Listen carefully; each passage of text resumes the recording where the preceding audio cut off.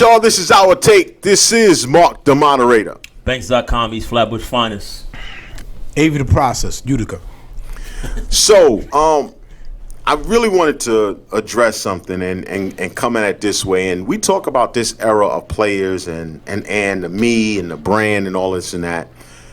So just the other day, the number 45 said the most vile things about a city that I have family in. And it hit home because of, just to have my family characterized as the way he said it and the picture he painted.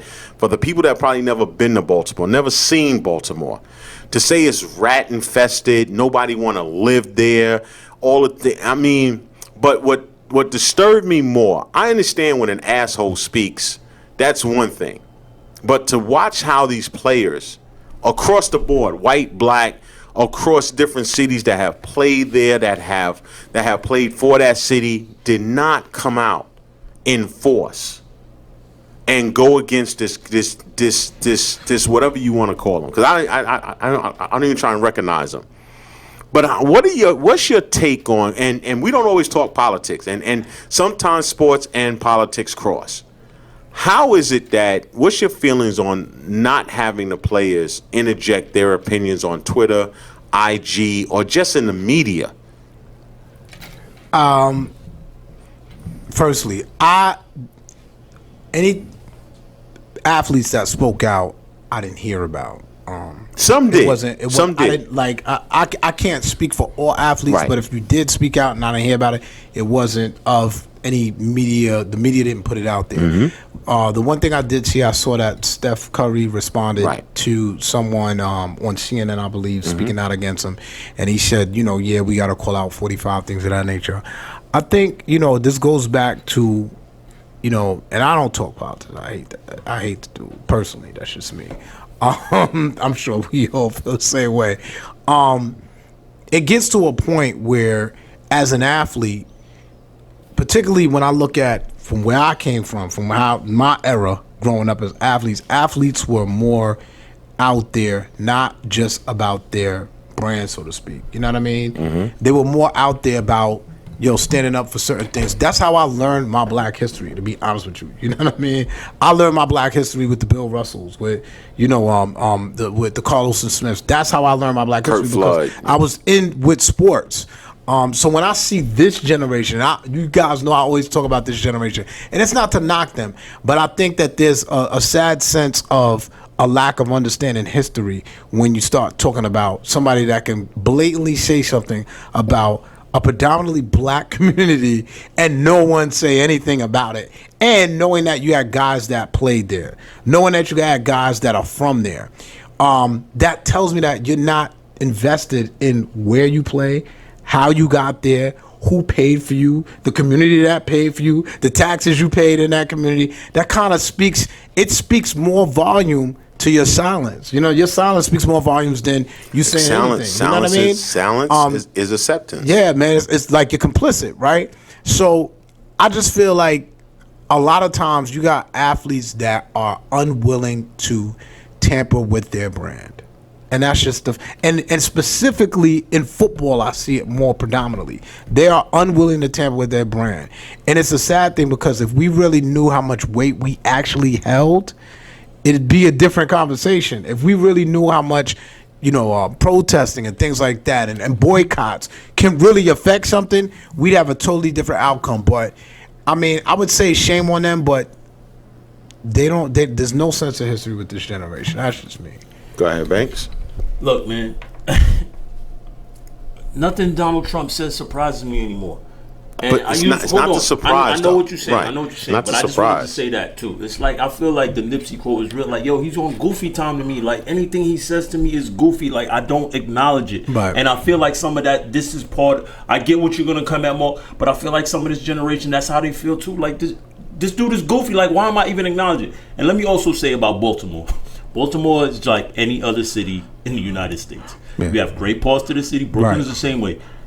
No disrespect to my hometown, but you got bad parts of Brooklyn that you don't want to be into. 100%. East Flatbush. And you got great parts of Brooklyn, and Baltimore's a beautiful city. But these athletes not speaking out, I feel like they feel a lot the way that I feel. It's like, why you give something power by acknowledging it? Like, I don't care about what this dude says. He does not surprise me anymore. Nothing he says to me. You know what bothered me more than anything? Seeing a black man on TV crying about this stuff. Stop crying. Like, who cares, dog? Who cares, man? There was a sister on TV that, real quick, that Donald Trump attended some couple in Staten Island's wedding or whatever, and the newscaster came back like, oh, that was pretty cool that he did that, right? And she looked at him and was like, well, our next story is like, yo, I don't care about what this dude does or anything like that. It doesn't make sense to me. Like, he's goofy. That's the way. But let's not. Before you start, let's not forget that he disrespected a very prominent civil rights figure. Let's not. Who did he disrespect? Cummings. Elijah Cummings. All right. You know what I'm saying? We talk about a dude that walked across a bridge with Martin Luther King, and I'm not saying that you're not saying that. I'm just saying. There's sometimes you gotta acknowledge that. You gotta say nah. But you see, to say, okay, I get the goofy thing. But what I don't get is this. And see, this is where the accountability for me comes in. If you can get on fucking Twitter on every bullshit thing about nothing, I got you. Okay? You can get on IG and post all the madness which you post, but when it comes down to a demographic of people being disrespected by somebody who sit in the highest office, and you have a platform and you can use it for nonsense, but you can't use it for this? I got you. Okay, that's goofy. See, that's where the goofiness come in at, because you have a platform that I keep saying, man, yo, these dudes rally around. If they ain't getting paid, they on IG late at night, they on Twitter. I'm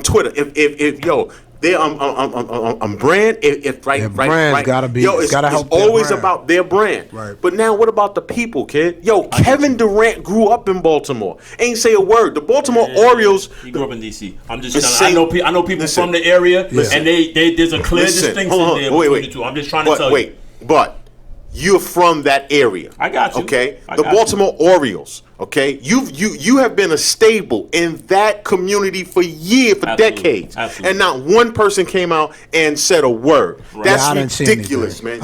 See, this is what I'm talking about, man. Jim Harbaugh did say something, right? Yes. Okay. But here's what kills me though. And what you're talking to is that, I don't pay attention to it or anything. No, dog, because when you dog whistle, only thing that does is highlight that the racist, the white nationalist looks at that place and say, you know what? It goes right into the same thing. The stereotype of us. It's going to affect us. What I will say about this president, what he has created is he's not a president. He's a person that sits in an office. We're talking semantics, but you know what I'm saying. So what he's done is create this narrative now where anything he says is not. It's not even. If Barack Obama had said this about a white community or something like that, it would be crazy because he didn't say anything. This president says something crazy so often that when I woke up and I saw this, I was like, okay. But here's the problem, though, Banks, because what it should do is this: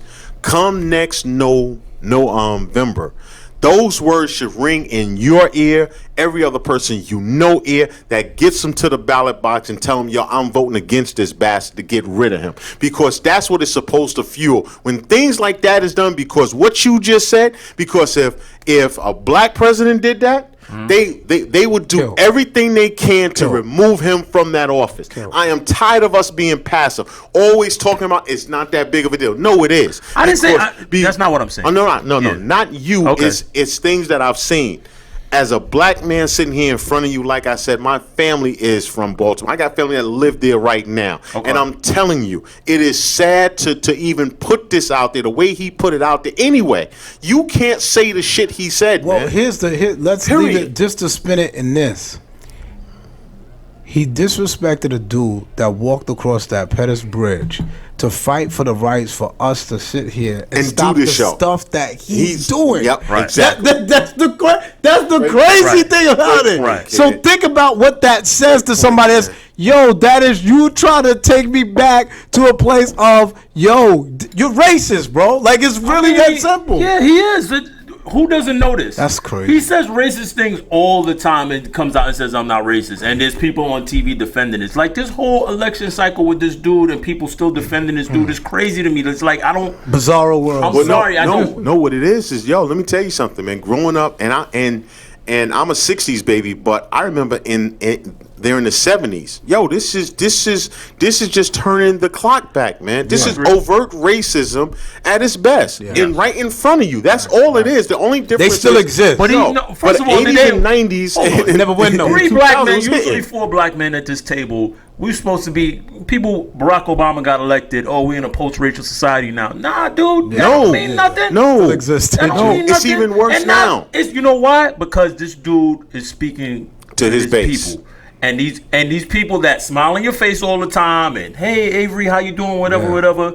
They are Donald Trump supporters behind your back. I got a dude that has a MAGA hat in his front windshield at work every day. Yo, I say it all Every the time, day. kid. Yo, let me just say it, and I'm gonna put it out there. If you support that bastard, then you a bastard racist also. I don't care what color you are. I don't care if you're a pastor. I don't care what title you wear. You're a bastard racist as well. All right? Something ain't right Because it's nowhere in the world anybody with any level of decency can follow somebody like that, man. And yo, that's my rant for the show. Appreciate y'all tuning in, also listening. This is our take, y'all. Peace, y'all. Peace. Fuck the MAGA hat. I should have worn my hat today.